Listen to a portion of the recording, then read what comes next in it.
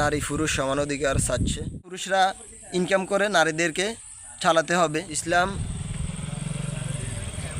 নারীর পুরুষের থেকেই নারীকে অনেক বেশি দিয়েছে, ছাড় দিয়ে।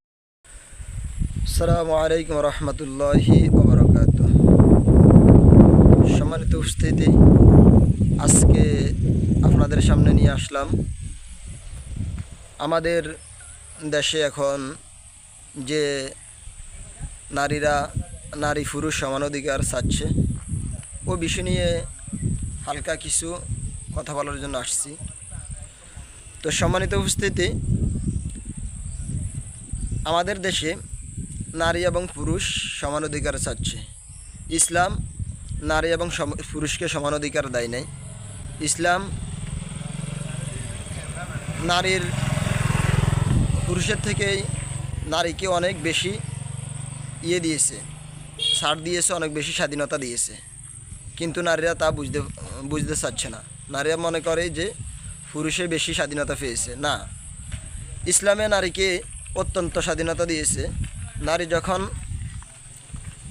মেয়ে থাকে তখন নারীর দায়িত্ব তার বাবা, তার বড় ভাই, তার ভাইদের উপর তার দায়িত্ব থাকে।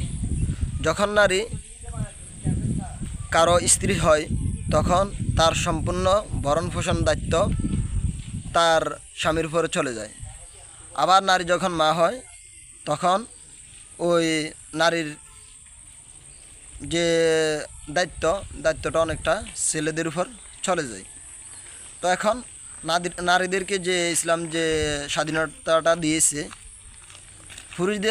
পুরুষদের ক্ষেত্রে ইসলাম এমন দিয়েছে যে পুরুষরা ইনকাম করে নারীদেরকে চালাতে হবে। এটাই ইসলামের মূল রীতিনীতি।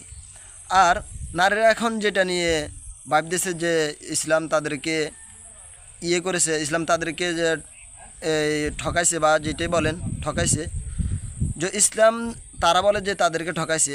আমি বলবো যে এখন দেশের মধ্যে যে সমস্ত দর্শন বা যে সমস্ত অপকর্মগুলো হচ্ছে, এগুলা হচ্ছে কাদের কারণে? এগুলো হচ্ছে নারীদের কারণে। আজকে দেখেন নারীদের চলা ফিরা এগুলার দিক দিয়ে আমাদের যে সমস্ত যুবকরা অন্যরকম হয়ে যায়। যখন ইসলাম পর্দা ফরজ করেছে, নারীরা যদি আজকে পর্দা অনুযায়ী চলতো তাহলে দেশে এত অপকর্ম হতো না।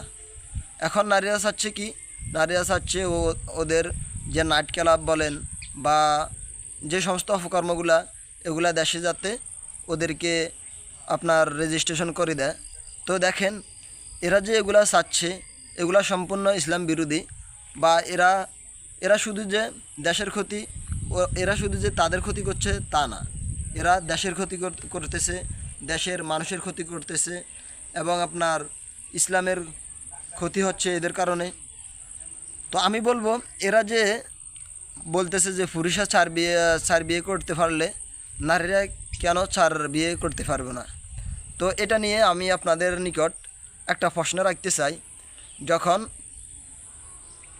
যখন একটা চাবি দিয়ে কয়েকটা তালা খোলে, তাহলে ওই চাবিকে অনেক ভালো একটা চাবি বলা হয়, যে এই চাবি দিয়ে অনেক তালা খোলে।